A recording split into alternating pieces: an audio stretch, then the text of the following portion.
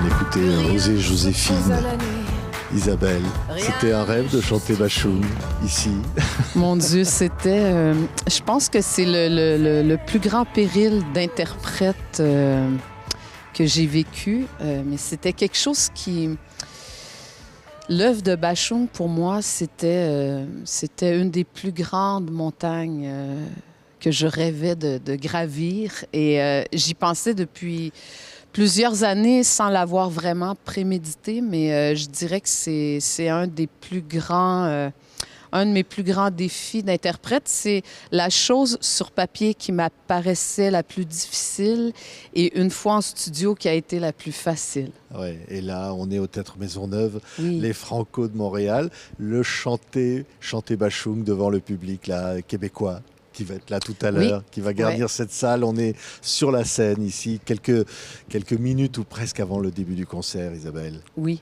Et j'ai le cœur qui bat, Ouais. qui bat la chamade. Mais chanter Bachung, pour moi, au Québec, c'est un peu rendre hommage à ce grand cow-boy français parce que Bachung, c'était probablement le plus américain des chanteurs français. C'est celui qui aimait le plus, ou en tout cas qui avait la culture la plus grande de la musique country. Et moi, à partir du début des années 90, là, j'ai eu l'impression que Bachung est devenu cette espèce de chanteur de rêve. En tout cas, pour moi, c'était un chanteur de haute voltige. Et ce que j'aimais de lui, c'était cette grande intelligence dans laquelle la prétention ne venait jamais se glisser. C'était quelqu'un de discret, c'était quelqu'un de très pudique malgré des textes assez explicites quand même.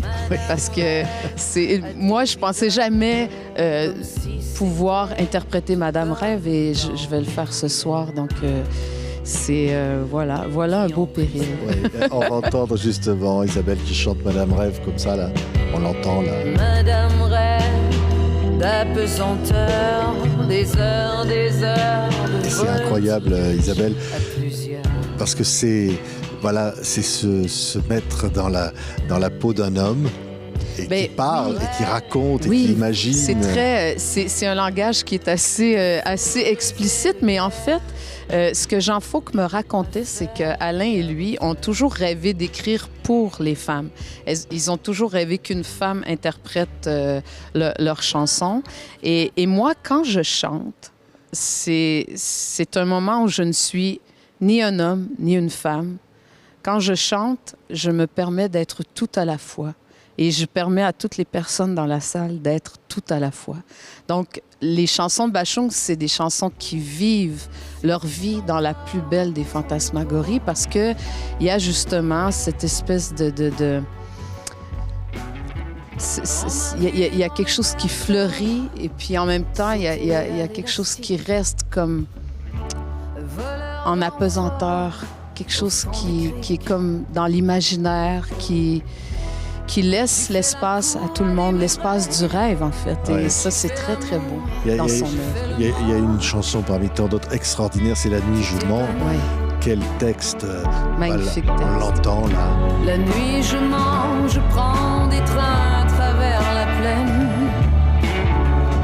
La nuit je mens. Ça, c'est le grand art de Jean Fauque. Ouais. Ce texte comme ça, avec cette poésie, cette force des mots, et qui a une telle puissance évocatrice. Oui, puis en fait, c'est justement pour moi, c'est l'illustration du fait que les chansons de Bachung nous amènent dans toutes les possibilités. Par exemple, moi, avant de connaître la vraie histoire de cette chanson-là, ce qu'elle raconte intrinsèquement, j'avais imaginé complètement autre chose et tout se tenait quand même. Donc moi, j'avais imaginé un peu l'histoire de quelqu'un qui rêve à une infidélité, qui rêve à quelqu'un d'autre. Et en fait, c'est l'histoire d'un collabo pendant la guerre. Donc, quand on remet, tu sais, c'est ça la force Mais je pense que Bachung, avec ces auteurs, ils ont inventé un autre langage. Et c'est le langage bashung. On dirait qu'il a inventé une autre langue, et une langue qui n'appartient qu'à lui. Ouais, quand on dit « ma petite entreprise ne connaît pas la crise ». Ça, c'est une autre... C'est incroyable. Ça, j'ai su de quoi on parlait aussi. Et puis, moi, j'avais imaginé l'histoire d'un proxénète, en fait, alors que c'est pas de ça dont il est question. Donc, il est question de quelque chose de typiquement masculin, qui est l'appareil génital des garçons, en fait. Oui. Et alors, chanter ça... Ma petite entreprise, et voilà. Oui, j'ose interpréter ça, mais c'est là où je pense qu'il faut s'emparer des chansons. Il faut avoir le courage de les tenir. Il faut avoir la désinvolture, l'espièglerie aussi, et proposer quelque chose d'autre, oser... embrasser tout. Et moi, c'est ce qui me tient en vie dans mon métier, qui me donne encore envie de le faire, avoir un peu peur, mais le faire quand même. Ceci dit, j'étudie bien mes copies et j'essaie de ne pas verser jamais dans la caricature pour moi. Et je demande toujours aux gens qui m'aiment et qui me connaissent, si un jour vous me voyez caricaturer quelque chose, dites-le moi tout de suite. Ou d'avoir des notes fausses.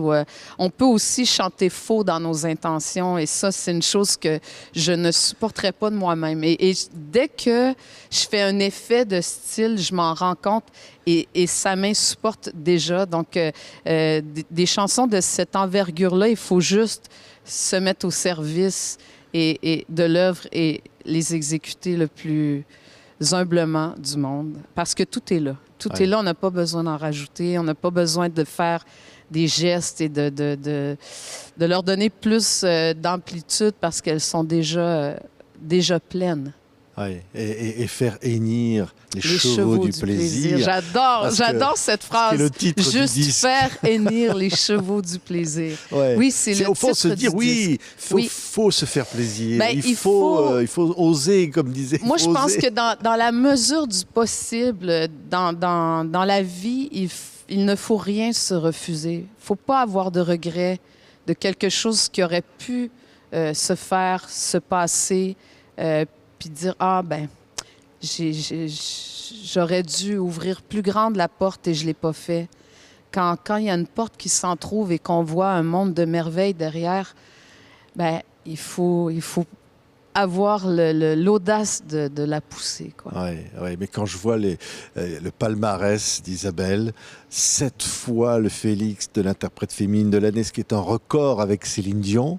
Oui. Tant de récompenses, et le public qui est là depuis si longtemps, depuis le premier jour, qui vous aime. C'est ça la plus belle récompense. Se dire, mais non, il faut toujours se mettre en danger, il faut inventer, il faut toujours aller de l'avant. Tout le temps, il faut proposer autre chose, rester ce qu'on a toujours été, mais aller encore plus loin, amener encore plus d'audace, encore plus de beauté, encore plus de réconfort. Je pense que moi, c'est une politesse que j'ai toujours eue envers mon public. Je me suis toujours dit, j'aurais pu rester dans une certaine forme de confort et toujours suivre les époques, les modes et les mouvances. Et je suis jamais tombée dans ce piège-là. Et j'espère que c'est grâce à ça que ça fait 30 ans que je chante, en tout cas, que je chante et que j'ai une histoire avec le public, surtout parce que c'est vraiment ce qui m'est le plus précieux. Mais quand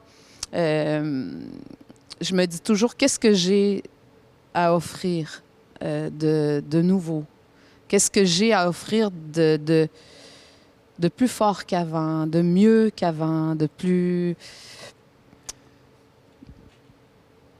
Je sais pas, je pense que c'est le reflet de la vie intérieure, quelque part, qu'on partage avec les gens. Et c'est ces zones-là où on cherche et où on essaie de trouver des trésors cachés. Mais moi, à chaque fois que je fais des disques, j'essaie de trouver des trésors cachés au fond de moi. Et j'essaie d'ouvrir les fenêtres pour que les gens puissent entrer, en fait, ou puissent prendre leur place, prendre leur espace. Ouais, et le spectacle s'appelle d'Amérique et de France. Ouais.